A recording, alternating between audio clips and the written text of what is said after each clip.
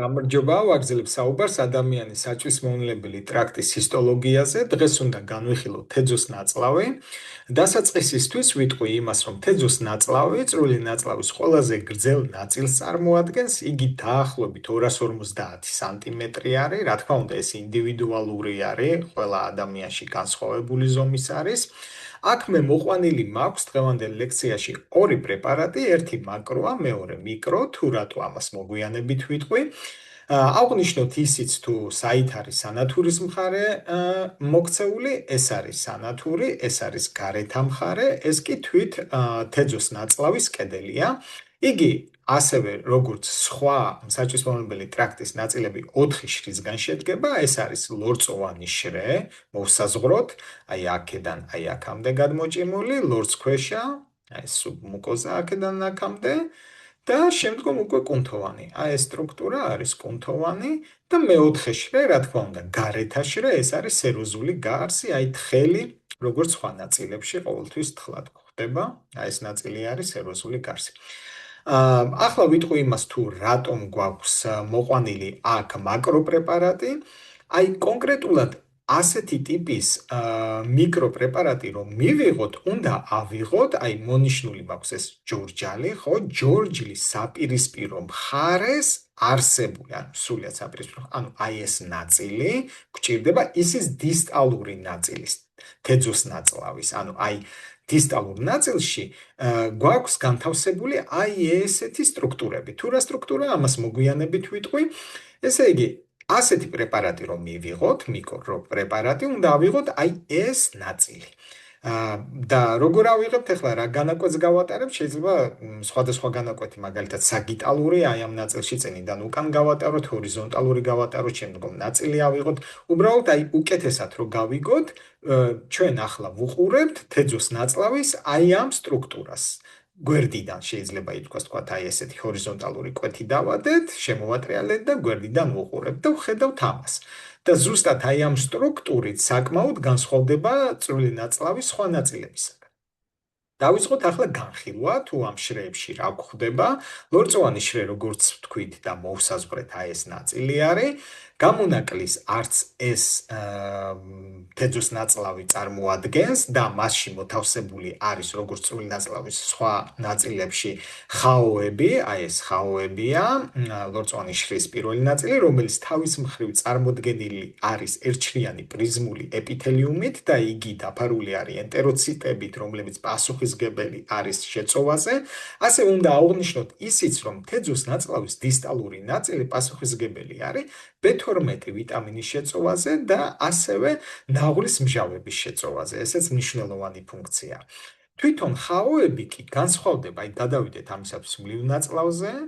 აი ნახეთ, აქ გრძელია და შედარებით უფრო წვრილია, აი რომ კარგად დავაკვირდეთ, აქ უფრო განიერია და შედარებით მოკლე. 12 გოჯა ნაწლავს რაც შეეხება პირიქით მოკლე და განიერი. ანუ უკვე ეს ერთი სხვაობა ამ სამ ნაწილს შორის ვიპოვნეთ. შემდგომ აღვნიშნოთ უკვე თვითონ ლორწოვანი შრის საკუთარი ფირფიტა, რომელიც აი ეს ნაწილია, წარმოდგენილი არის კრიპტებით. კრიპტებში ჩვენ როგორც სხვა ნაწილებშიც ხვდებით პანეტის უჯრედებს, მათ ანტიბაქტერიული ფუნქცია აკისრიათ და ასევე ენტეროენდოკრინული უჯრედებიც გვაქვს აქ. მესამე ფირფიტა ლორწოვანი შრის არის კუნთოვანი, რომელიც აი აქ წარმოდგენილია აი ამ ვარდისფერის ზოლით, კარგად ჩანს და ახლა გადავიდეთ უკვე მეორე შრეზე, სუბმუკოზაზე და განვიხილოთ კონკრეტულად აი ეს უჯრედები, რომლებიც რეალურად იწყება ლორწოვანი შრიდან. აქედან იწყება და გადმოდის ამ ნაწილში. აი აქ კარგად ჩანს, აი მთლიანობა თითქოს კუნთოვანი არ არის და გადმოსული არის ეს ნაწილი. ეს არის პეიერის კვანძები, ლიმფური კვანძები, რომლებიც ლორწოვანი შრიდან იწყება და გადმოდის ლორწქვეშაში.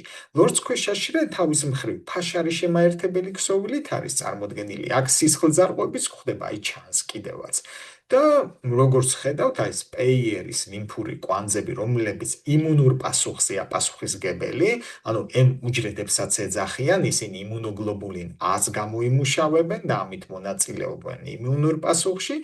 აი ეს უჯრედებია, აი ესეთი კვანძები არის და თან ეს კვანძები გვეხმარება იმაში, რომ თეძოს ნაწლავი განვასხვაოთ ლივი ნაწლავისაგან. აი შეხედეთ, აი ეს არის ფაშარი შემაერთებელი ქსოვილი, სუბმუკოზა, აქ საერთოდ ვერ ვხედავთ ხო ასეთ სტრუქტურას, ეს ერთი სხვაობა და ეს მეორე 12 გოჯა ნაწლავის სუბმუკოზა, სადაც ბრუნერის უჯრედებია, როგორც გვახსოვს ხო, წარმოდგენილი აი აქაც კარგად ჩანს, აი აქაც კარგად ჩანს და სრულიად განსხვავდება ერთმანეთისაგან. ახლა ეს უჯრედი ამ უჯრედებისაგან, ხო, ბუნებრივია.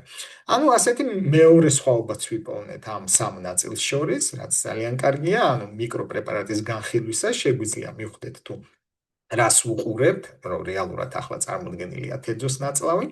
გადავიდეთ ახლა შემდეგ შრეზე, მესამე შრეზე, კუნთოვანზე.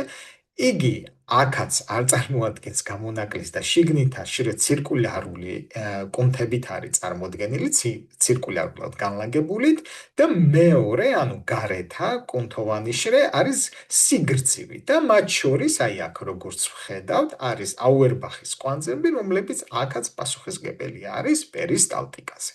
და გარეთა შრე, აი ეს თხელი ფენა, რომელიც სეროზული გარსით არის წარმოდგენილი და ამ შემთხვევაში როგორც ვიცით, ეს არის ვისცერული პერიტონეუმი და იგი სრულიად დაფარული, აი კარგად ვხედავთ ხო, აი ჯორჯიდან, აი პერიტონეუმის ფურცელი აქ კარგად ჩანს და გადმოვა და სრულიად დაფარავს თეძოს ნაწლავს. თეძოს ნაწლავი, როგორც ვიცით, ბაუგინის სარქველით ბოლოვდება, შემდგომ ცეკუმში ბრმა ნაწლავში გადადის. დღეს თეძოს ნაწლავს ამით ვასრულებ და შემდგომ უკვე განვიხილავ აპენდიქსს. დიდი მადლობა ყურადღებისათვის.